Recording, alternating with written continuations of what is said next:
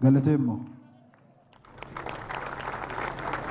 አይዴ ጨምበላላ አይዴ ጨምበላላ ሲዳሙ ጨምበላላ ሲዳሙ ጨምበላላ ቢጤሞኔ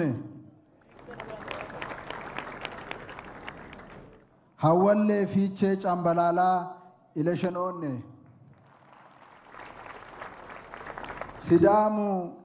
ሲዳሙና ኦሮሞ ሲዳሙ ኦሮሞ ሚቶ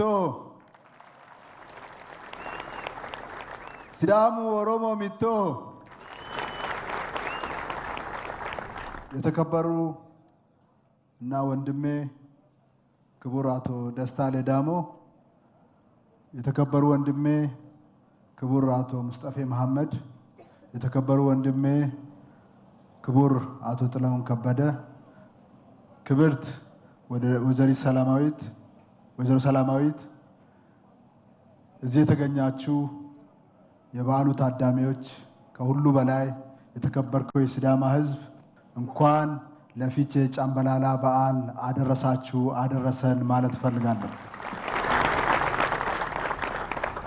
ይሄ በዓል የሰላም፣ የደስታ፣ የአንድነት እና የብልጽግና እንዲሆንልን እመኛለሁ።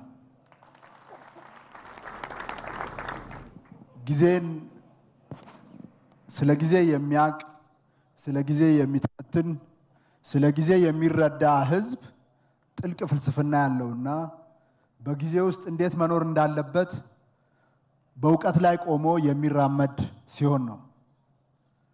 የሲዳማ ሕዝብ በጥልቅ ፍልስፍና ጊዜን አውቆ ጊዜን ወስኖ በጊዜ ውስጥ ደግሞ እንዴት መሄድ እንዳለበት አቅጣጫ አስቀምጦ በዘመናት መካከል በትልቅ ፍልስፍና ስለ ጊዜ ትልቅ እውቀት ኖሮት የኖረ ማህበረሰብ ነው።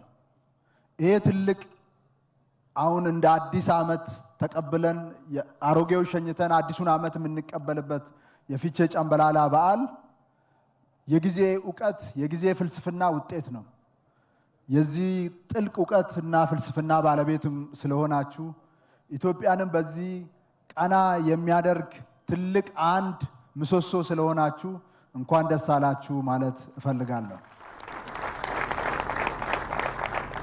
የሲዳማ አባቶች ቃሎች ይህንን ጥልቅ ፍልስፍና በብዙ ፈተናዎች ውስጥ ጠብቃችሁ ለትውልድ አቆይታችሁ ዛሬ ሁላችንም እናከብረው፣ ሁላችንም የምናውቀው ዓለም የሚያውቀው በዓል ስላደረጋችሁ ክብር ይገባቸዋል።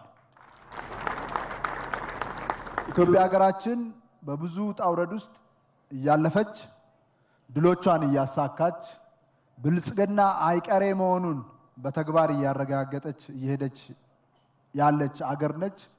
በዚህ ውስጥ ደግሞ የሲዳማ ሕዝብ አይተኬ ሚናውን እየተጫወተ ይገኛል።